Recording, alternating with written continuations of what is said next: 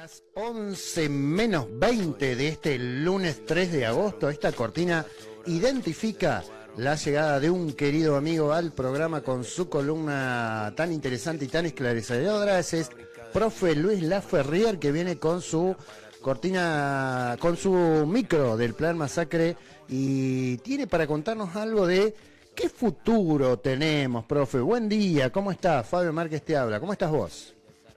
Buenas, Fabio. Bueno, de nuevo, contento por estar en contacto y bueno, como siempre, viste, agradeciendo la oportunidad de poder hablar un poco de lo que está pasando, del camino que llevamos, si seguimos por el mismo rumbo y a partir de ahí la necesidad imperiosa de pensar un nuevo mundo y una nueva Argentina antes que desaparezcamos. Por eso un poco el contexto quería plantearlo por un marco general, que la idea es que aporte a entender las medidas que día a día se están anunciando y que son cada vez más tremendas y más terribles, la forma en que impactan en la sociedad, en el territorio, en la nación. Yo esto lo titulaba un poco así como Milei, el Plan Masacre, una Argentina sin futuro, ¿viste? Y quería fundamentarlo, ¿viste? Porque a mí me gustaría plantear un programa mucho más alegre y optimista, pero si no partimos de hacer un diagnóstico real y crudo, es difícil que actuemos en consecuencia para tratar de modificar el camino que llevamos, ¿no? Bien. Entonces yo quería un poco plantear esto, inclusive decir, cuando se habla de Milei, decir que esto no es de Milei, sino que esto es un proyecto, el Plan Masacre, que está impulsado por sectores mucho más poderosos. En todo caso, Milei es nada más que un ejecutor. Y digo, no es de Milei, pero tampoco no es solo Milei, no es Milei, porque Milei no pudo hacer nada si no fuera porque tiene el apoyo de toda la partidocracia que ha avalado, Claro. con sus votos en el Congreso o con sus fallos muchas veces en la justicia, lo que impulsa en la cabeza de Milei, pero no es él solo. Entonces me gustaría poner eso en contexto, si te parece, ¿no? Dale, vamos por ahí, vamos.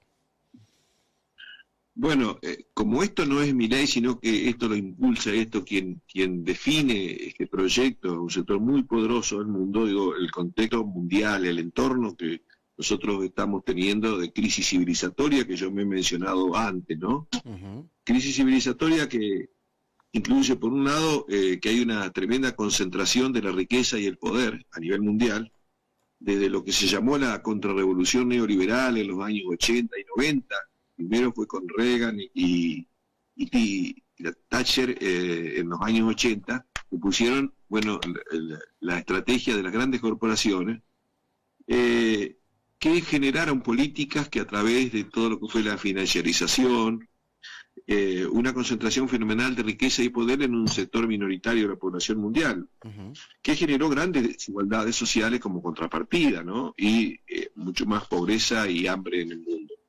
Pero además de eso, ha habido una vuelta de tuerca en lo que es el proceso que se llama de producción, pero en realidad yo siempre llamo de producción-destrucción, porque todo lo que implica una mayor producción significa sacar más recursos de la naturaleza, quemar más energía y tirar más desecho. Eso implica depredación, destrucción y contaminación ambiental. Bien. Esto genera problemas gravísimos porque, por un lado, estamos, según el consenso de parte muy importante de científicos, que dice que atravesamos ya la 6ª extinción masiva de especies. Hubo 5 extinciones masivas a lo largo de la historia de la vida en el planeta. La 5ª fue hace 65 millones de años, y estamos pasando a la 6ª extinción masiva de especies, por la velocidad y por la magnitud de la desaparición de especies que se está dando, ¿no? Entonces, bueno, es para alarmarse. Y la estrategia del poder es que, como recursos que son esenciales para la vida, para las nuevas tecnologías, empiezan a ser cada vez más escasos. Entonces hay una estrategia de ese poder mundial que se van a apoderar de los recursos, estén donde estén. Eso es según sus objetivos y sus intenciones, ¿no es cierto? Sí. Y a la vez eliminar población, porque en su estudio, en su análisis, su declaración, si siguen ese ritmo desenfrenado de hiperconsumo, de destrucción, para ellos eso solamente sostiene entre 800 y 1.000 millones de personas. Y nosotros somos más de 8.200 millones en el planeta. Exacto. Entonces eso implica la eliminación a través de distintas estrategias de población. Entonces ellos definen que hay zonas del planeta que son zonas de sacrificio, o sea, donde tiene que desaparecer población y quedan nada más para el saqueo de recursos. Entre ellos América Latina, que es una de las zonas más ricas de recursos del planeta, ¿no es cierto? Y obviamente estamos nosotros, la Argentina. Nosotros frente a ese proyecto, que es un proyecto, digamos, de economía para el saqueo y para la muerte, impulsamos, proponemos, sostenemos lo que llamamos una economía para la vida, un mundo nuevo. En especial, bajando a la Argentina ya, decimos que hay un proyecto dominante que es imponer un modelo neocolonial. Neocolonial en el sentido que nosotros no somos autónomos independientes, como teóricamente se supone que somos, sino que estamos en una situación de dependencia muy fuerte de ese poder mundial concentrado, claro, que ha impulsado este proyecto que nosotros llamamos extractivismo depredador, o sea que se basa más que nada en el saqueo de recursos, y financiero, porque hay dos patas en este esquema, que impulsan el saqueo y la corrupción en Argentina. Que eso se fue delineando de los años 90 y se fue desplegando a lo largo de este siglo. Entonces, ¿quiénes impulsan este proyecto? No es Milei, son las grandes corporaciones que han definido que van a saquear los recursos estén donde estén, ¿no es cierto? Recursos minerales, estratégicos, recursos energéticos, agua, petróleo, gas. Y las grandes corporaciones también impulsadas con el poder del capital especulativo, el capital financiero internacional, que hay obviamente una gran simbiosis o alianza entre ellos, ¿no? Estos son los que definen el proyecto a nivel continental y a nivel Argentina. Pero lo ejecutan a través de lo que esta democracia formal ha ido generando, que es una partidocracia que está al servicio de esa estrategia y de ese poder. Y de las cúpulas de grandes organizaciones o instituciones que siguen actuando en función de ese modelo, ¿no es cierto?, de dejar que la Argentina sea, en todo caso, parte de ese saqueo, ¿no? Entonces, ese modelo ha ido significando una destrucción de otros sectores productivos de la Argentina, que generan mejores condiciones de vida, ha destruido eso y ha impulsado fundamentalmente los sectores estos de extractivismo, ¿no? Entonces, ¿qué es lo que buscan con que lo que yo llamé plan masacre desde el inicio de este gobierno? Que ellos quieren los recursos. Entonces vamos a ver que cada una de las medidas que están tomando, que son medidas inconstitucionales, que son medidas tremendas, perversas, son medidas que apuntan al saqueo de los recursos y a afectar seriamente a la población y a la sociedad que nosotros tenemos.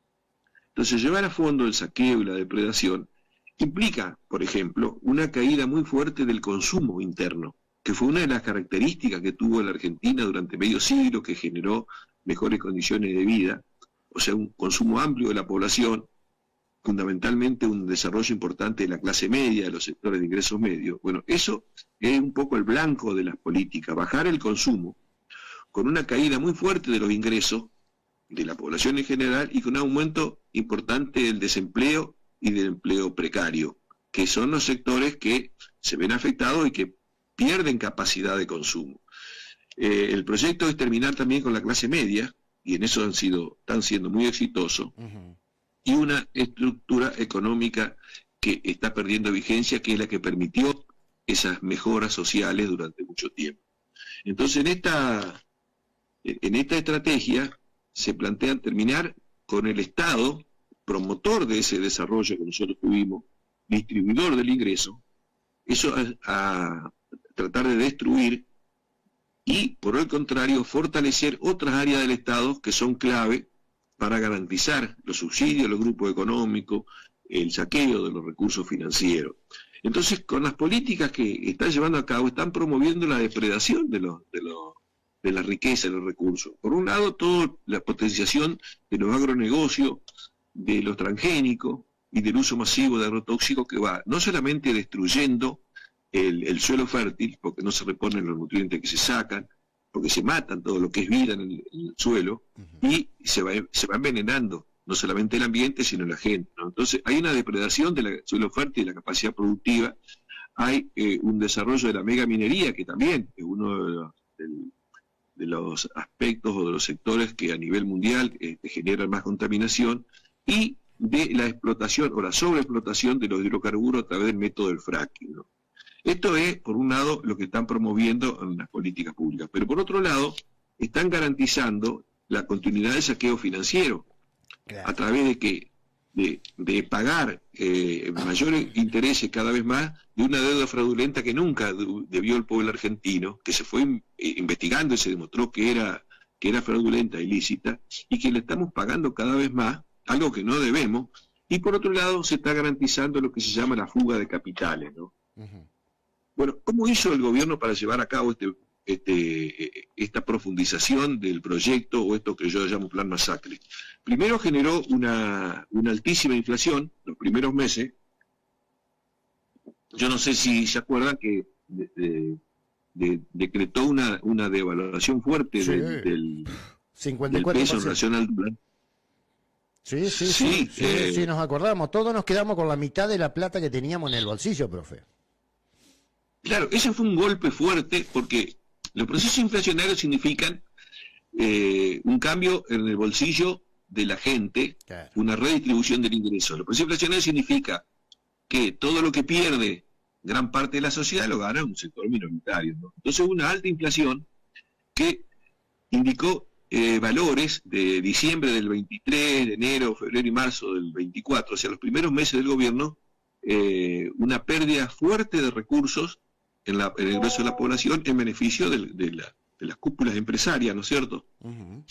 Y después de eso se mantuvo relativamente más baja la inflación, pero siguió viendo, yo le llamo la inflación es una forma de robarle al bolsillo a la gente, ¿no es cierto? Siguió viendo más baja, pero el robo continuó, nunca se recuperó, ¿no? Y la otra forma de garantizar este acaparamiento de riqueza fue con la bicicleta financiera. Obvio. Una vez que el dólar quedó ahí, se mantuvo artificialmente bajo para garantizar que vengan los especuladores de afuera, que traigan la plata, la transformen en peso, la depositen o inviertan en títulos públicos. Entonces, ¿el Estado qué hizo? Por eso digo que el Estado no es que desapareció, se fortaleció en esas áreas donde el Estado le estaba dando altos intereses a los especuladores y le mantenía y le mantiene todavía el dólar barato para que ganen en peso y después se lo lleven afuera. Es decir, promoviendo la fuga de capitales. Profe, Sí. hace un alto ahí porque me parece tan interesante esta parte que venís tocando,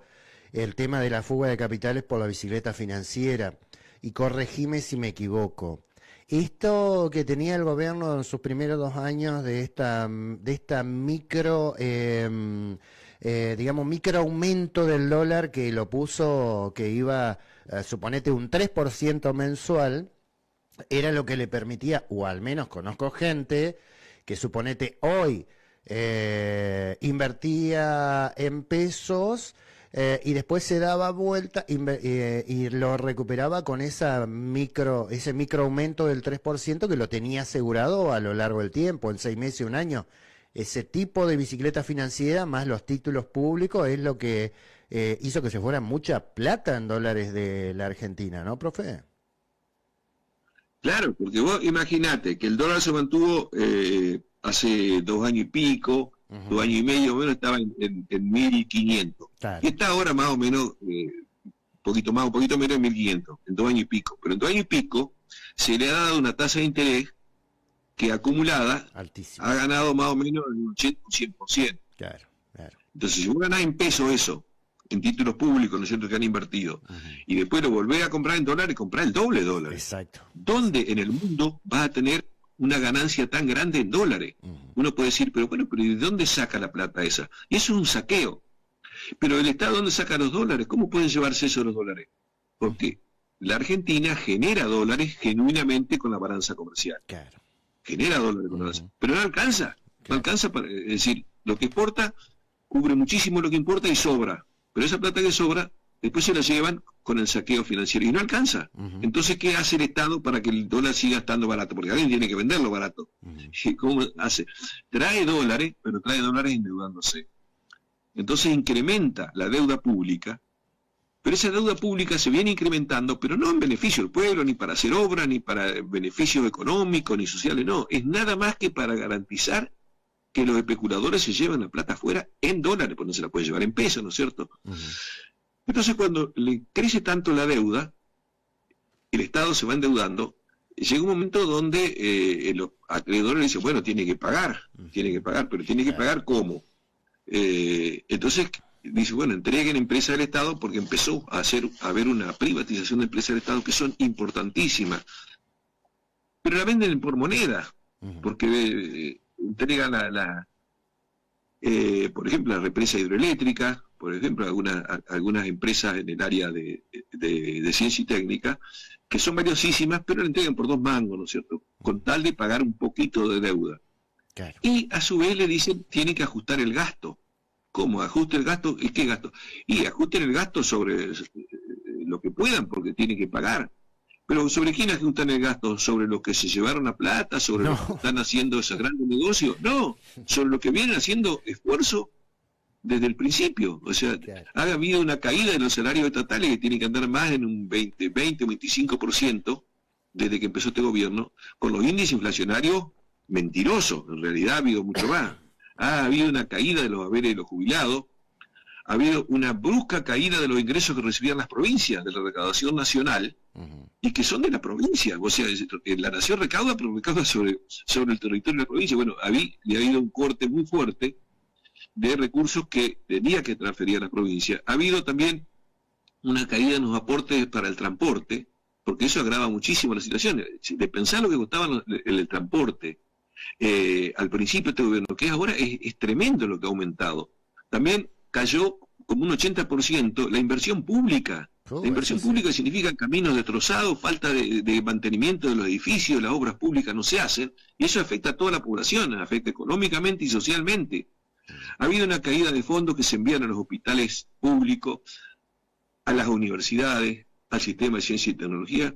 Ha habido una destrucción de áreas claves que son del Estado, como el INTA, el INTI, la CONEA, la energía nuclear, y entrega de empresas estatales a grandes grupos económicos. Entonces, esto lo que genera es una fuerte pérdida, no solamente de las condiciones sociales, que por los bajos ingresos y por la desocupación, sino también una fuerte pérdida de soberanía, ¿no? Claro. Y, por otro lado, se impuso una política tributaria que hasta ahora ha sido todavía limitada, ¿no es cierto?, que fortalece lo que yo llamo el Estado Hood-Robin, o sea, Robin Hood al revés. Al revés, sí. El Estado que le saca a los pobres para darle a los ricos, ¿no? Sí. Entonces le ha eliminado un montón de impuestos que iban a los sectores más concentrados, a los consumos de lujo, a las grandes corporaciones, al capital financiero. Eso lo baja. Claro. Y aumenta impuestos que paga la población. Por ejemplo, cuando el Estado deja de aportar para lo que se le llama, ¿no es cierto?, subsidio de la energía, pero en realidad es subsidio a la renta petrolera, encarece la energía porque deja de pagar esos subsidios, pero a su vez sobre eso se cobra un 21% del IVA. Claro. O sea que está haciendo cada vez más caro los impuestos que paga el común de la gente. Claro. Y por otro lado, ¿qué otras grandes medidas tomaron? La reforma laboral. ¿Qué significa la reforma laboral? Que los trabajadores pierden derecho y pierden ingreso. Es decir, que los trabajadores tienden a transformarse cada vez en esclavos, en jornadas de trabajo que empiezan a ser similares a lo que había hace más de un siglo, a contramano de lo que pasa en el mundo, en los países desarrollados. Aprueba el RIGI, ¿sí?, que es un régimen para las grandes inversiones de 200 millones de dólares para arriba, y ahora que están queriendo aprobar el RINI para las inversiones de 1.000 millones, que son todas inversiones de las grandes corporaciones que vienen a saquear, a depredar y a contaminar el ambiente. No traen ningún beneficio, pero le bajan los impuestos, le bajan las tarifas de comercio exterior, le permiten que se lleven no solamente los recursos mineros, sino los dólares que generan esas exportaciones tampoco tienen que traerlos. Se hace la reforma de la ley de glaciares, que significa permitirles que destrocen los glaciares, que son una fuente de generación de agua potable para un montón de localidades y para millones de argentinos. Y ahora están queriendo esta semana aprobar la modificación a la ley de tierras, que es la extranjerización totalmente del país. Esto es gravísimo. Esto último que te digo es lo más grave de todo, y si bien es cierto que hay una masiva difusión crítica y movilización en todo el territorio de muchísimas instituciones para evitar que lo aprueben, esto sería tremendo. ¿Qué significa? Ajá, sí. Sí, No, contanos, ¿qué significa? Porque también quiero hacer una acotación al margen ahí después. Sí, bueno, hoy por hoy existe una ley que limita la propiedad de empresas o de inversiones extranjeras en la tierra, ¿sí? Inversiones rurales, a un total del 15% del territorio. Exacto. Hoy apenas está ocupada, apenas, digamos, es bastante, ¿no? Tiene más de 15 millones de hectáreas de capital extranjero, pero no llega al 5% del territorio.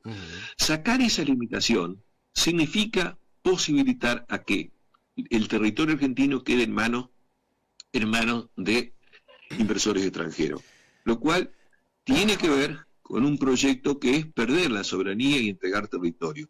Si llegara lamentablemente, ¿no es cierto?, aprobarse esta aberración, significa ya la pérdida total de soberanía en el futuro de la nación. ¿Por qué? Porque el capital extranjero, la inversión extranjera, por ejemplo, el fondo de inversión, que son muy poderosos como BlackRock o como Vanguard, BlackRock maneja activos por más de 15 billones de dólares, ¿sí? Con una partecita de eso se queda con el territorio. Olvídate. Se queda con el territorio. ¿Qué significa? Y que nosotros nos van a decir, no, ya están de más. Y esto no es joda. No están, ya está, porque se van apoderando de partes del territorio. Profe, no en su totalidad. Claro, sí. ellos avanzaron de a poquito con ley de glaciares, con cosas específicas. Como vieron que podían avanzar, van por todo, van por vender toda la tierra, no importa lo que haya adentro.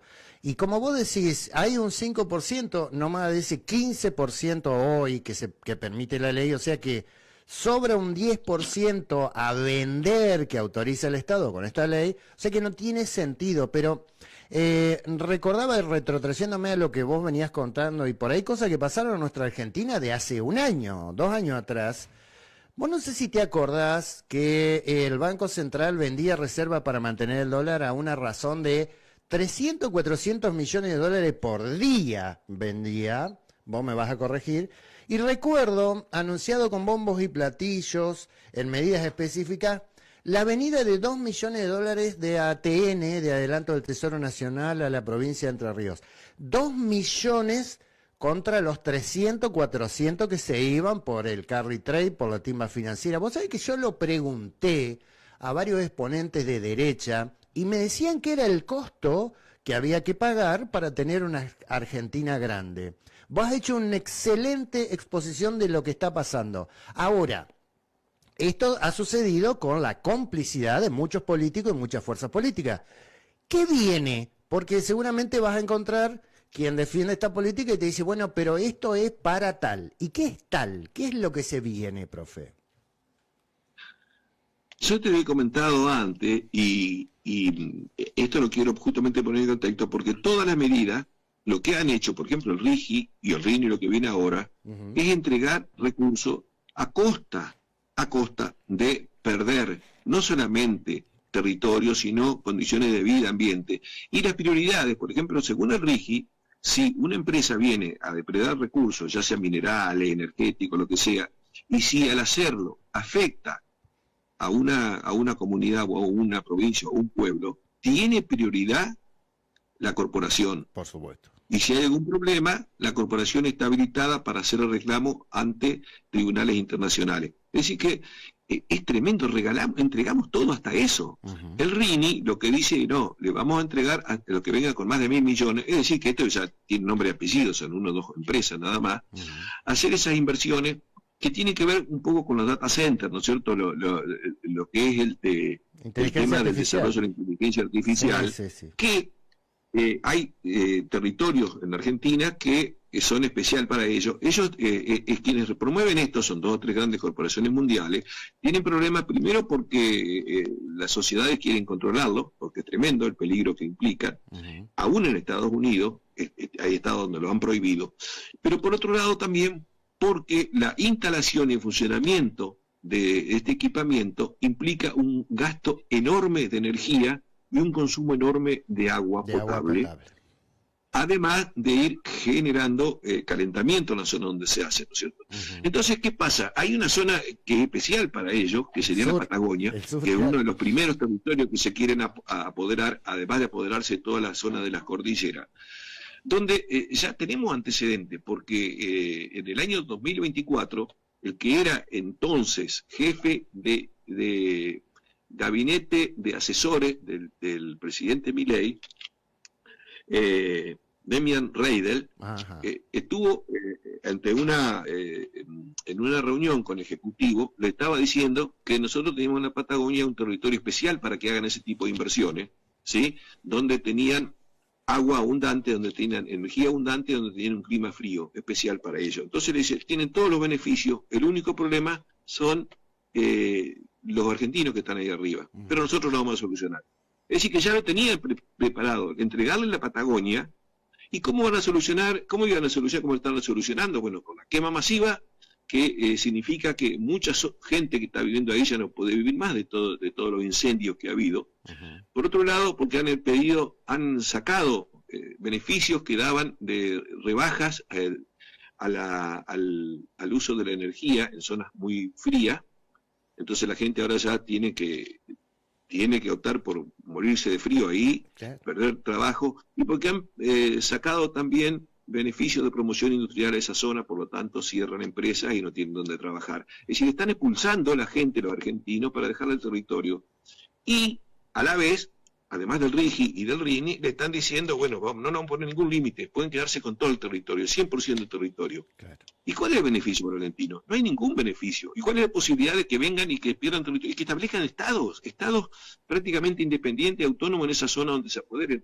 Bueno, no hay ningún beneficio y hay todo riesgo. Nosotros en esta situación perdemos soberanía, entregamos sociedad, no tenemos nación y los argentinos estamos de más y sobramos. Es gravísimo lo que significa el avance de este plan masacre si la Argentina no toma conciencia, si la sociedad no se moviliza, no actúa y no resiste, porque nosotros tenemos todas las posibilidades para vivir bien.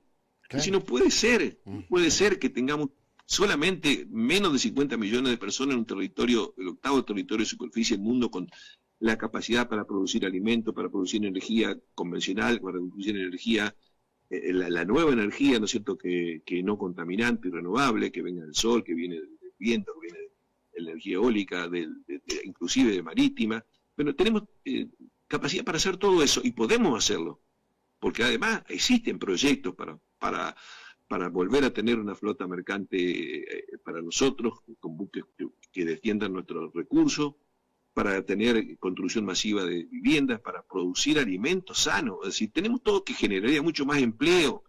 Pero bueno, eso tenemos posible si cambiamos esta realidad, ¿no es cierto? Si frenamos el plan masacre y si nosotros decidimos construir una sociedad que sea, digamos, que genere condiciones de vida digna para todos. La verdad que esclarecedora tu columna, profe, siempre es un placer escucharte y bueno, seguramente quedaremos pendientes. Suerte el lunes en lo tuyo y quedaremos pendientes para un próximo encuentro. Muchísimas gracias por el contacto y que tengas una buena semana.